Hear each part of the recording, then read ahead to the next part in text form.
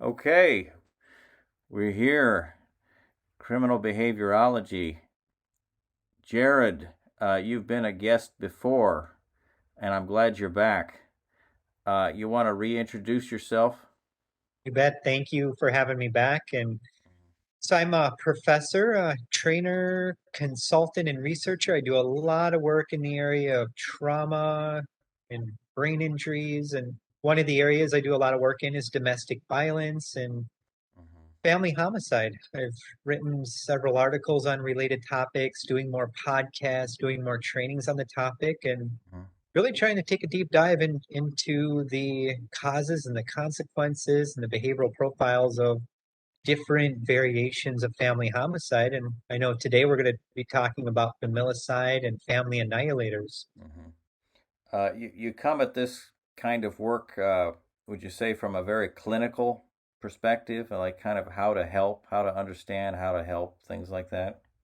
Yeah, I would say a lot of it too. A lot of the work I do, I'm really starting to take a deep dive into the neurocriminology literature Mm-hmm. and really looking at basically like the neuro bio behavioral characteristics that may contribute to criminal behavior. So I try to take a deep dive into not just the psychology aspect, but what's going on like biobehavioral, biochemically, trauma, even prenatal trauma, Mm-hmm. attachment. So it's usually not just one factor that explains obviously criminal behavior. It's driven by a number of individual factors, social, family, mental health, sometimes physical factors.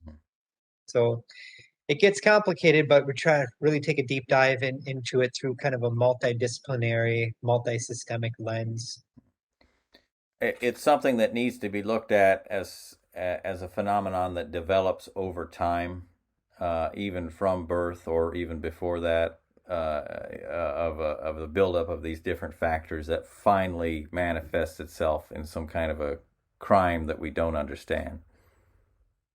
I would say in most cases, you're absolutely right. Again, obviously, every case is so different. There's some cases that may not fit any profile whatsoever, and there were no warning signs anywhere that anyone picked up on. But there's probably something if you dig deeper internally, obviously, internal distress and thinking patterns and attachment representations and looking at the brain, what's going on in the frontal lobes and how they process information, how do they make decisions. Even looking to the gut, I think people don't realize how important it is to understand the gut brain health connection and Hmm? what's going on in the body and inflammation and so many things we still don't understand. And I do a lot of work in the area of the HPA axis. That's a fascinating area I encourage all criminologists and behavioral profilers to learn about. It's called the hypothalamus pituitary adrenal axis. Just Hmm. fascinating topic. It's our stress response system. I Hmm. think it has a lot to do with problematic behavior when it becomes dysregulated as well. And then the whole field of just psychoneuroimmunology, Hmm. neurocounseling, and there's so many different facets I think that overlap or bump up against some of the work you're doing. But I'm trying to really take a deep dive into all of these areas and just seeing what the literature says. And I am finding a lot of commonalities amongst these fields of study. So, we you mentioned, and I'll make sure I see if I get it right on the first try, familicide, Mhm. and I have heard the term family annihilator. Are these the same things? Are they distinct? What do those terms mean? More commonalities between the two than differences. Depending on what research study you look at, Hmm. they are used interchangeably. There might be a little bit of difference between the two, but I'll break that down today.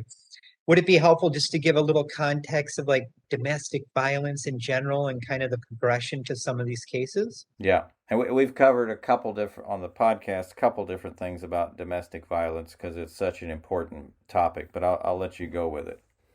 So I won't go into much detail. Just again, domestic violence, family violence, intimate partner violence, just looking at any pattern of like abusive behavior or controlling or threatening or coercive kind of behavioral patterns. again, the overwhelming majority of people who engage in domestic violence don't go on to murder a family member, but a high percentage of people that have murdered a family member exhibit some of these behavioral patterns before the homicide took place. How long before? It's difficult to know. It could be years, could be months, could be decades. One thing I do want to point out too, and there's not really a lot of empirical data on this, but per se for domestic homicide, but there's a lot of empirical data in the era of COVID-19 Mm-hmm. that family homicide or family violence, child abuse, problematic behaviors have gone up. And there's a lot of reasons for that. Obviously, people are dealing with higher levels of stress and worry. Mm-hmm. Sometimes it's economic hardship. Maybe they're more likely to turn to drugs and alcohol. Maybe people before COVID had an opportunity to get some space from each other. Mm-hmm. And during the lockdowns, everyone was in close proximity. Tensions were high. I'm not saying the majority of cases would engage in domestic violence, but Mm-hmm. there are some common factors that could contribute to an increase in family violence in the era of COVID-19. And what the research literature is really pointing to is ruling out any type of alcohol or drug problems. We know that's a driver for a lot of these cases. Mm-hmm. Was there a child in the home? Was the woman pregnant as well? Could that have added on extra stress, extra pressure, extra conflict? Looking at isolation, was that family isolated from any type of like supports, like services? Did they not have a lot of resources in terms of transportation access, insurance, Mm-hmm. just access to different kinds of positive community outlets? What kind of relationship strain were they dealing with before COVID? COVID obviously probably didn't help if they're dealing with some pre-existing family kind of issues. Maybe they were going through a divorce or high conflict divorce or something like that. Was there any history of threats or any history of domestic violence before COVID? Or was there access to a weapon in the household? So, a lot of factors to take into account that could contribute to a possible increase in family violence in the era of COVID-19 and beyond. And all of these factors were there before COVID, but really look at COVID maybe as an amplifier for some cases. Again, every case is so different, but we really want to look at this from a stress and trauma lens too. I think that helps kind of start illuminating why some of these cases may happen. If we now look at just domestic violence, family violence, intimate partner violence, depending on what typology you look at, Mm-hmm. without a doubt, this is a global problem. This is not something that just happens in the United States. This is a problem that happens around the world. Mm-hmm. It's a social problem. Obviously, it can devastate families and communities and friends and neighbors for generations. Mm-hmm.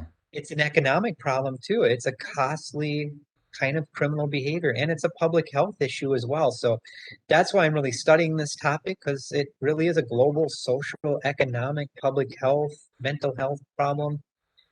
If we just look at general literature on what are some of the main risk factors in intimate partner homicide cases, and that's not necessarily exactly what we're talking about today, Mm-hmm. but having access to a firearm is a potential risk factor. Again, most people that have a firearm aren't going to engage in this, but this research literature indicates that having access to a firearm may be one risk factor we need to take into account. Another huge risk factor is really looking at was there any history of strangulation? That is a big, big topic to be aware of when we look at these cases is ruling out any history of strangulation by the perpetrator to the survivor. That is an amplifier. Obviously, that brings the level of violence to another level. So we're seeing like instances of strangulation is kind of a precursor behavior to familicide to the domestic violence murders. It is an accelerant. I mean, again, Mm-hmm. by no means am I saying everyone who has engaged in strangulation is going to go on and kill someone. But if you look at the actual cases where homicide was committed, Mm-hmm. there is a higher incident of strangulation history. Mm-hmm. Yeah, never 100%, but it's an elevated level. And we also want to look at, was there any history of sexual assault or rape between the partners as well? Mm-hmm. Previous history, or even the threat of trying to hurt someone, or threat of, if you leave me, I'm going to kill you, or if you leave me, I'm going to go get this weapon, or if you leave me, you're going to regret it, making kind of indirect threats. Obviously, when we're looking at any form of domestic violence or intimate partner homicide cases, looking at any history of controlling behaviors or patterns around that, and maybe the person has never threatened the spouse directly or the children, but maybe have they ever threatened an animal in the house too? That's another factor we need to take into account in some of these cases. Is So, Go yeah, ahead. go ahead. Is there something distinct from domestic violence, homicide, and the cases of familicide that it takes it to a new level, or is it just kind of the same thing that's just manifested itself to an extreme state? I would say so. If we look at this like the umbrella term, and depending on what research article you look at, I would say the umbrella term would be intrafamilia homicide. Mm-hmm. So that would encompass the murder of a spouse, a murder of a child, family annihilators.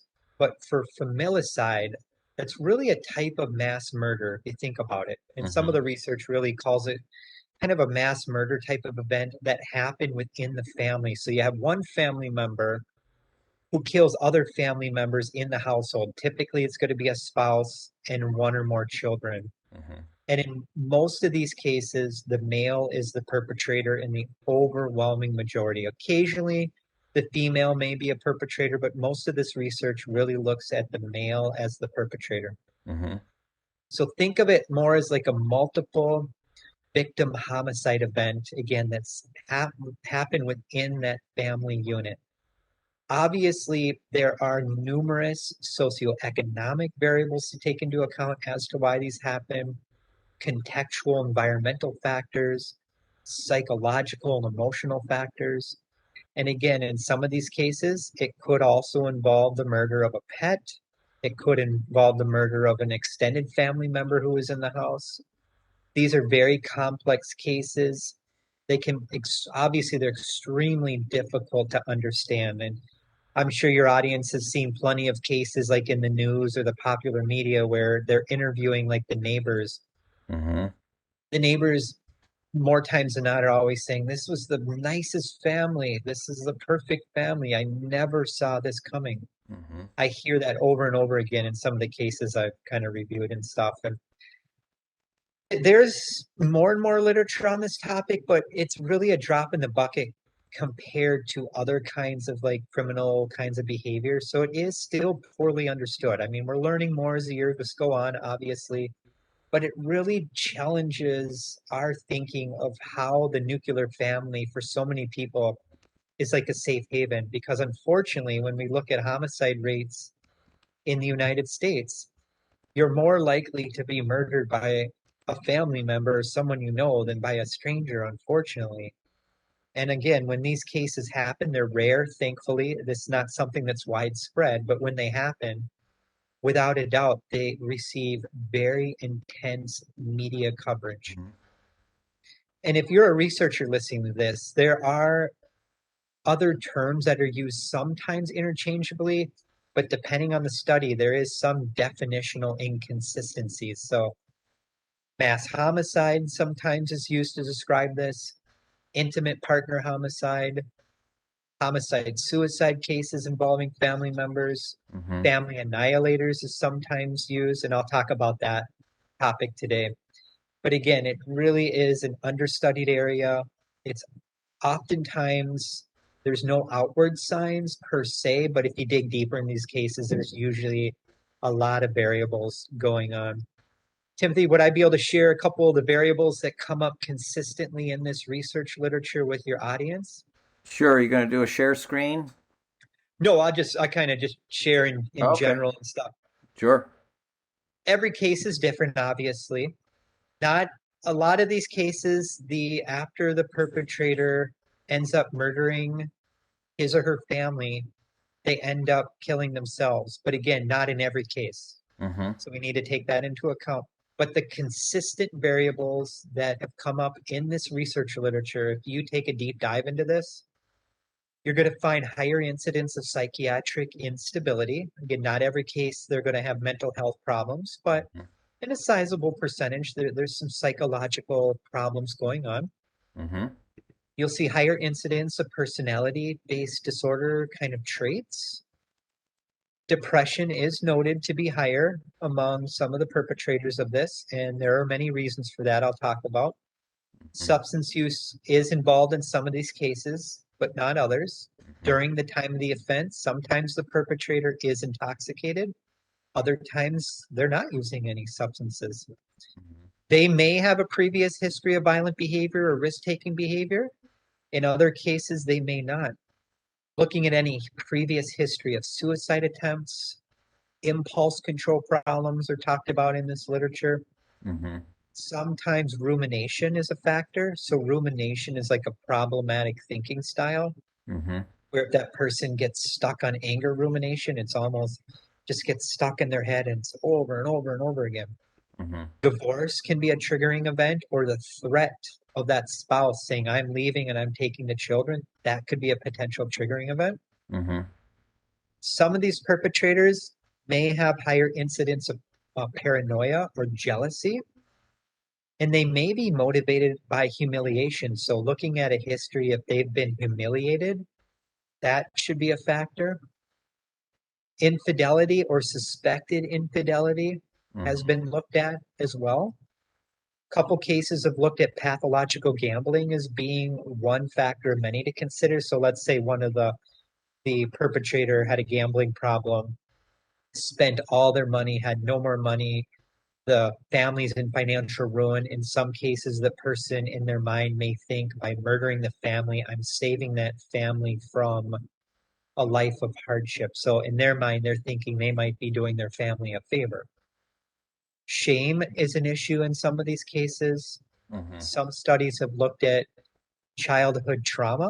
Again, most people have had childhood trauma and never commit these kind of offenses, but childhood trauma histories may be more common among some of these perpetrators as well.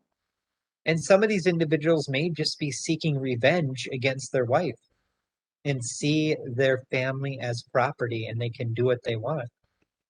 Some cases, the person may have lost a job or just dealt with a whole host of issues. I know there's a couple cases where they suspected maybe chronic traumatic encephalopathy, where someone sustained multiple head injuries over a long period of time early on in life. Could have been a factor in some cases as well. I wonder, are you seeing, since some define these as mass murderers, do you see some of the same patterns of mass murderers uh, that kill people they don't know, or the other types of mass murderers, since there's actually several varieties of them, as Yeah, you do with it's the Familicide Family Annihilator style? it's so tough because there are a ton of mass murder typologies. I think Holmes and Holmes, if your audience is familiar with them, I'm sure you are too. They've written several books in the past, and they had a number of different mass murder typologies. I think there was a pseudo commando type of Mm-hmm. mass murder and then there was the family annihilator they described, where that family annihilator destroys his or her family, and there's this Mm-hmm. disgruntled citizen type. There's a lot of different types. I think there's a psychotic mass killer type, there's a youthful school shooter type, there's other ones too, but they differ in terms of typology, symptomology in some cases. Yes, there's overlap in some, but some can differ. And I know you, Timothy, you've talked about a couple cases to me in the past too, where some of these individuals end up killing their family and just disappearing forever and they're still alive. So Well, I mean, just in looking for this, maybe some people are already familiar. It was, they had a couple movies, but the John List case of where he, um, John List, American murderer and longtime fugitive. This was in 1971. Killed his wife, mother, and three children in their home in Westfield, New Jersey, and then disappeared. He planned the murders so carefully that a month passed before anyone ever knew that it had happened, and then he was caught. He was caught due to the show. You remember this, America's Most Wanted. They profiled him on there, and they tracked him down. He was living a normal life. He had remarried and was had another name, and apparently had in 17 some years he'd had no trouble at all. So he just annihilated his family and just went on with a new life. These cases are tragic, they're confusing. Again, I mentioned before they're rare, thankfully, but one too many. I came across a statistic in a study that was done in a couple years ago in 2021, and this particular study indicated the prevalence rates for familicide were about 1 to 2 familicides per 10 million people. So Mm-hmm. again, they're very rare, but again, they happen, and again, they receive a lot of media attention. Been a lot of documentaries on these cases, and the goal is to get that to zero, obviously, and familicide is just one term of many that fall under that umbrella of intrafamilial homicide. And I don't know if I could just share briefly some of the other typologies with your audience, what they are. Sure. This is not all encompassing, but there's something called matricide, where it's the killing of one's mother. There's patricide, killing of a father. There's siblicide, it's killing of a sibling. There's soricide and fratricide. Soricide's killing of a sister, fratricide's killing of a brother. Okay. Parricide, it's the killing of a parent. And there's other ones too. That's not, again, an all-encompassing list, but those are some good search terms if your audience wanted to like read some articles on these topics and go a little bit deeper into it. So, There is one, Jerrod. There's one on yeah, here. Ronald Gene Simmons, an American mass murderer and spree killer who killed 16 people over a week-long period in Arkansas. I remember this case in 1987.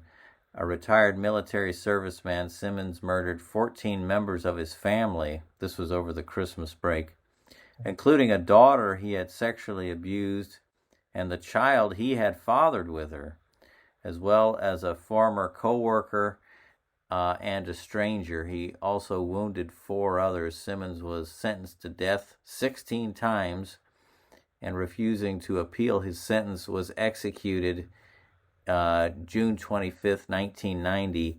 They use the term familicide. They also use the term filicide. I hadn't heard that one before. That's in the search criteria on it. So that's another term for it. filicide's the killing of one's child. Okay, filicide then. Okay, yeah. So with him, I don't know that case per se, so I don't want to speculate too much, but if he killed his immediate family and extended family, including a spouse, kids, and other ones, all of those other terms would partially fit, but I would say probably the familicide makes the most sense where you're killing the spouse, at least one child, if not more, and it could extend into other family members. Yeah, other children and their children. So his would be his like his daughter-in-law and things like that coming in for the Christmas break. He's killing them, and then he takes it all the way to spree killer status by leaving and then killing people he's worked with and so forth. And that's a classic example of a family annihilator. And I can talk about that too in a few minutes. But just to give your audience a little bit more on familicide, like if we're looking at like incident considerations, Mm-hmm. it every case is different, every country is different, but they filicide cases more often occur in rural areas rather than urban areas. And they're typically these offenses are committed in locations that are known to the perpetrator. So a lot of times in the home or like a shared area that the victim also is aware of. A good percentage of these cases, the perpetrator after the homicide ends up killing themselves or dies by suicide by cop. It not some of the cases you mentioned to me that obviously did not happen. Domestic violence was a risk factor for a number of these cases, but not all of them. Mm-hmm. Interestingly, too, the weapon selection for these cases, a lot of people, most of the time, it's going to be like a firearm, but not always. It could involve stabbings, it could be involving beating with an object. A number of different variables need to be taken into account. And if you look at some of the data, I think there's a study done, there might have been a few that came out of Canada, where they looked at the perpetrators of these situations, and some of these perpetrators turned to strangulation or stabbing more often as that cause of death. In particular, where countries where like gun ownership was more limited. Mm-hmm. So that definitely needs to be taken into account. But if you were to look at this literature as a whole, and you've kind of alluded to this too, oftentimes in these perpetrators, there's a long-standing history of like failure or frustration. It wasn't just involving like what happened in the last few days or few months. There's usually a history going on with this person that either they feel like they're a failure or they've dealt with a lot of frustration in life. And this repeated exposure to like frustration or that sense of being a failure can often erode their coping abilities over time. And that could be a potential driving factor in some cases. And then when they get to that point where they've exhausted all their coping strategies, all of these other variables I mentioned could be at play, or some of them. Even little disappointments at that point could become so catastrophic in that person's mind. Mm-hmm. They start ruminating, they start thinking the only way out is to end the life of my family, or the only way to save my family from humiliation and shame is to kill my family. Mm-hmm. So it does get tricky. If you dig deeper into this research too, some studies point to the fact that a high percentage of these cases also take place in residencies that are located in more middle class suburban kind of locations as well. Mm-hmm. The mean age, I know there's a study done, I think it was done in 2021 as well, where this study looked, it was a systematic review of the literature. I think it was a Carlson and colleagues looked at this in 2021, Mm-hmm. and they found that the mean age of offenders for these kind of crimes were the perpetrator was around 35 to 43 years of age. And in most cases, the offender was older than his spouse. Some of these cases, they also included some elevated levels of depression, paranoia, and psychosis. Mm-hmm. Some personality disorders were noted, increases in substance misuse, and some more obsessive compulsive types of behaviors. And their study also, they looked at how many out of these cases was there how frequent was domestic violence in these histories, and they found, depending on the case, it ranged from anywhere from 39 to 92% of the cases they looked at had a history of domestic violence as well. That's just kind of a broad spectrum overview. I can definitely go into a little bit more if you'd like on kind of like murder suicide and some of the typologies associated with this, if that's helpful, or move into family annihilators as well. I'm just curious about had financial strains. You said failures had financial strains. I know the John List case.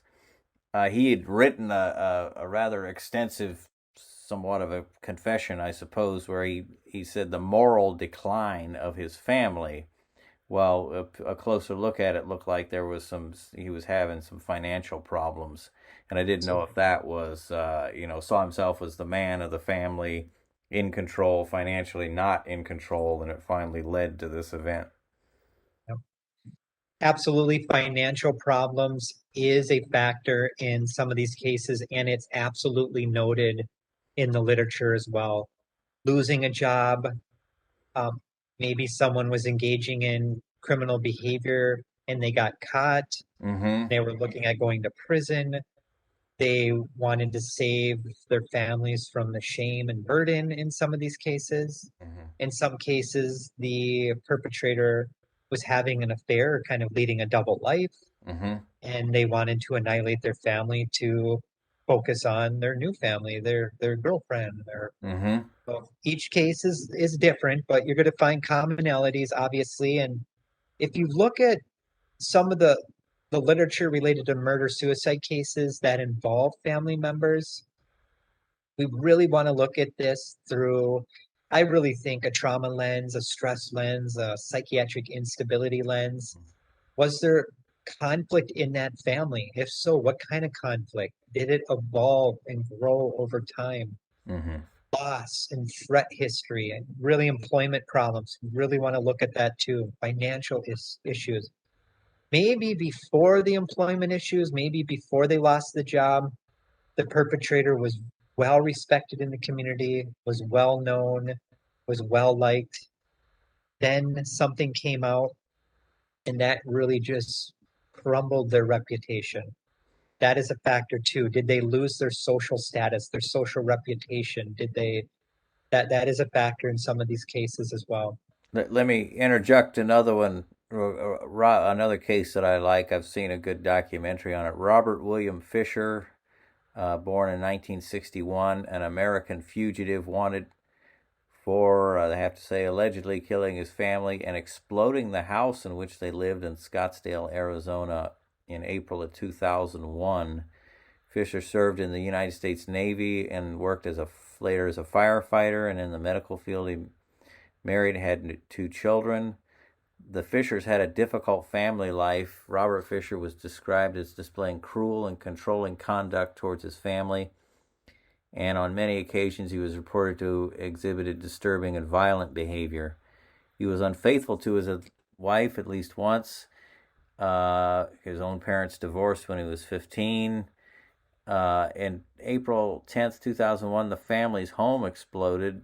Inside, Fisher's wife and two children were found dead. Their throats had been slit, and Mary had been shot in the back of the head. Robert Fisher, along with Mary, his wife's car, was absent. Police named him as the only suspect in the killings. And on April 20th, Mary's car was discovered in a forest near Payson, Arizona. Robert Fisher's ultimate fate is unknown. He's a fugitive. He's unknown whereabouts. So if you break down the typologies, and there's different typologies depending on the study and how far you go back related to these kind of cases, there's a typology called murder by proxy, Mm-hmm. where this kind of perpetrator is typically estranged from their spouse. Mm-hmm. And they really view their spouse and their children as the enemy. Mm-hmm. So then they kill the family member really out of rage, or it's just motivated by revenge. And this person has typically profound feelings of shame and anger. Mm-hmm. There's another type of typology called suicide by proxy, where this kind of perpetrator typically is one who feels more worthless and depressed. And that goes to the heart of what you brought up with like financial issues. And they kill their family because they think they're kind of doing them a favor to save them from humiliation by the rest of society, that they're married to a failure, they don't have money, they're in just high amounts of debt, all of those things. So those are a couple typologies you'll find in this literature. Mm-hmm. If with the family annihilators, so familicide, family annihilators oftentimes are used interchangeably. And if you look at the family annihilator literature, when I just search that term and I go through the research, it's really a drop in the bucket compared to how many studies have actually been published using the term family annihilator Mm-hmm. compared to familicide. But if you go through all the literature that's been published on family annihilators, they also describe those kind of offenders. It's really a type of mass murder as well. And there's no single risk factor or list of risk factors that encompasses and explains why these happen. Again, we see common traits, Family annihilators are almost always going to be male. Mm-hmm. Their intent is to destroy their entire family. And they absolutely see themselves as kind of the top person in the house, that senior man of the house. Most of these cases, the perpetrator is going to be middle-aged. They're going to have some education. History of employment issues are going to be more common. Mm-hmm. It's typically this person has been involved with their spouse or wife or whatever. It's been a long-term relationship. Usually it's not like a short-term relationship, and they tend to be highly possessive of their family and wife. Mm-hmm. The overwhelming majority of family annihilator cases are premeditated. This is not something that Mm-hmm. was just in the spur of the moment. Mm-hmm. And I think, Timothy, we talked about too, these kind of perpetrators really view their family as property. Mm-hmm. Most of the time, these perpetrators to the outside world are going to be seen as a good family man. But oftentimes, these perpetrators are going to be dealing with higher levels of paranoia and depression, some substance misuse issues in some of these cases. Mm-hmm. The research also points to the fact that the majority of these kind of offenders also have traits or a diagnosis or could meet diagnostic criteria for a type of personality disorder. Mm-hmm. Trauma histories are going to be more common among these offenders in their past. They typically are going to kill each family member who is present in the entire home. Mm-hmm. And that can trickle down into killing a pet in some of these cases. Right. Good percentage of these cases, too, they're going to kill themselves or suicide by cop. But some of the cases you've alluded to, that doesn't happen in all cases. They may disappear and just start an entire new life. I have come across some studies, I can't remember where I've read this, but a higher percent, this is really interesting, a higher percentage of these family annihilator cases happen on Sundays and in August, kind of during those summer vacation months. Mm-hmm. So just something to think about. Again, every case is different, but that's some of the patterns some of these researchers have found. Some of the major triggering events that this literature has found for family annihilators really looks to that breakdown of the family. So was there a divorce, separation, or the threat of leaving, or the threat, I'm going to take my children and you're not going to see my kids again? That rejection or perceived rejection could be a triggering event, or just having reduced access to their children. So maybe they went through a really conflicted court case and the spouse, the male perpetrator, ended up losing custody of the Mm-hmm. children and can't see their children much anymore. This research also really points to the fact that toxic masculinity is a factor in a lot of these cases. So if your audience isn't familiar with like toxic masculinity, just think of this like the perpetrator really has that power and control mentality where they are over their wife, they're over their family. They might isolate the family. Maybe they're engaging in some economic abuse and only allowing their wife to spend so much money each week, keeping track of her miles, really keeping track of who she talks to, where she goes. Could involve some psychological or emotional abuse, some really heavy over kind of dominance, or maybe even violent threats. So if you leave me, your life's going to end. I mean, using those threats.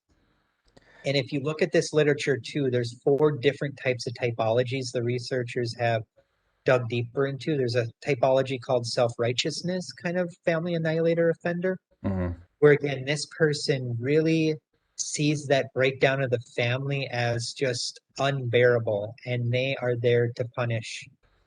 There's the disappointed subtype, where they feel like they've lost control of the family, and by killing the family, that's helping that offender regain control.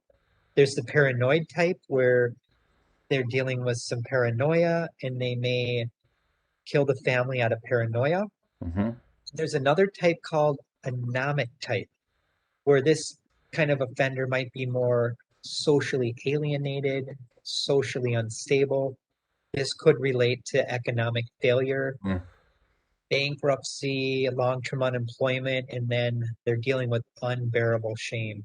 Again, not all these offenders fit perfectly into each of these subtypes, but that's kind of how some of the research literature has broken it down. Yeah, that the Ronald Eugene Simmons case, he had taken his family across country, and it was related to that sexual abuse of his daughter and child born by incest, that he was being investigated in one state, took them all the way to another state, and then was having problems at his place of work there that culminated that economic failure, that career failure, things like that, and saw himself as completely over the family, you know. But Could I leave your audience just with a couple other variables just to consider and maybe just if they want to take their knowledge to that next level? sure. So I mean, to clarify, for me, is the familicide the more general term, while family annihilator is a more specific term. It's premeditated, wants to annihilate the entire family, has his own motives for doing so. Some people may disagree with me, but this is how I see it. So we have familicide, they Mm-hmm. kill their spouse and at least one child. Mm-hmm.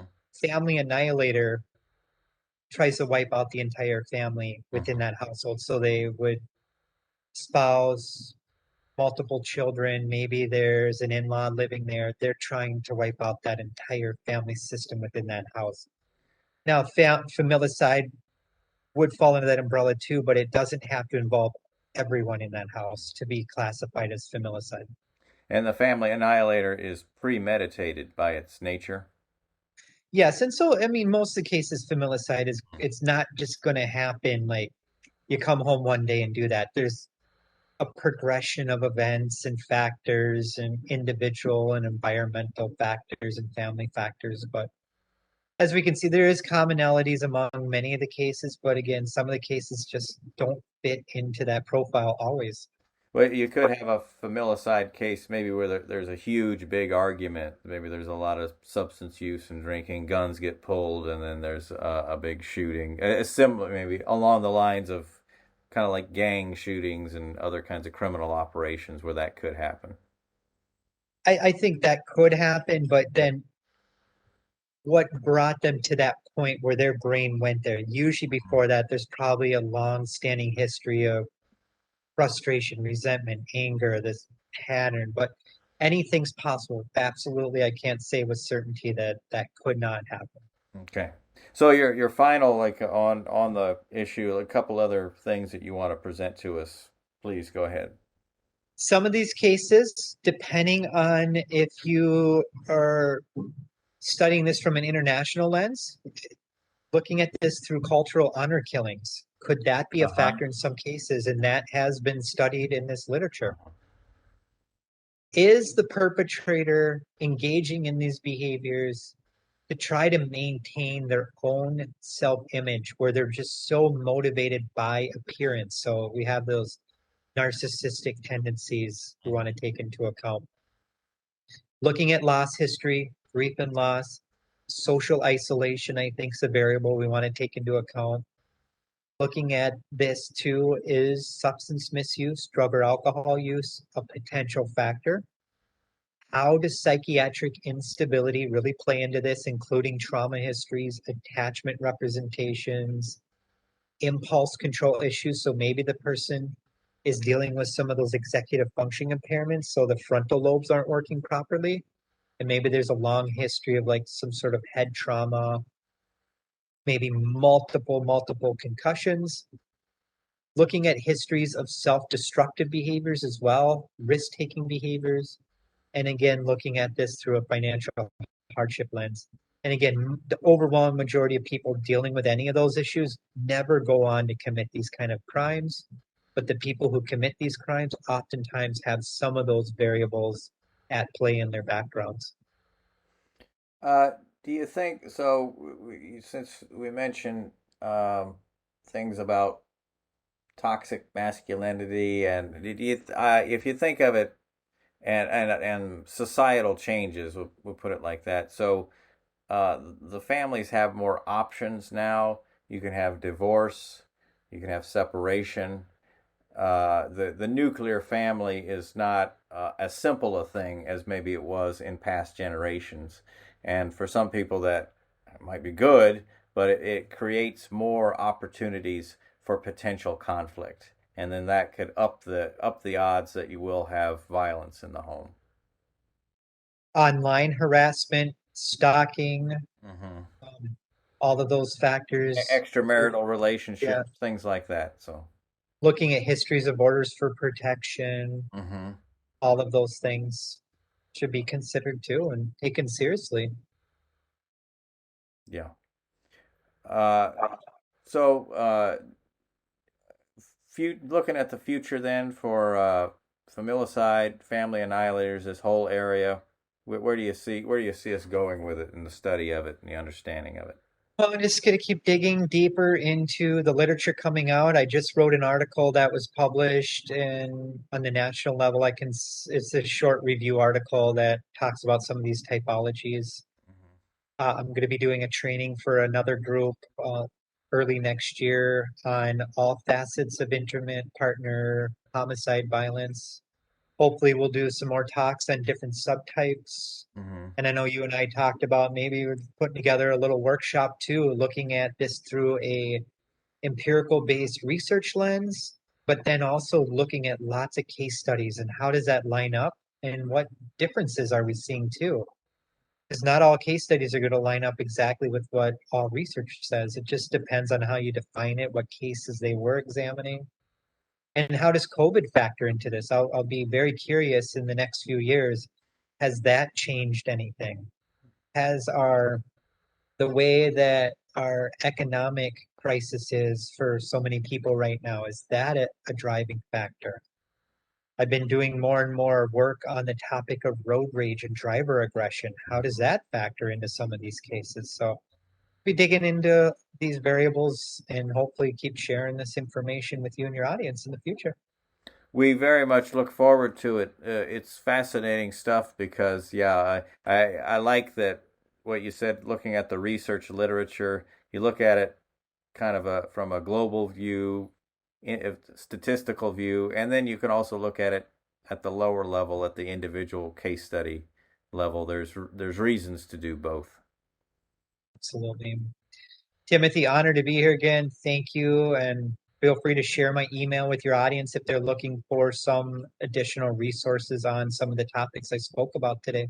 And the name of your training institute, I'll let you go ahead and say it.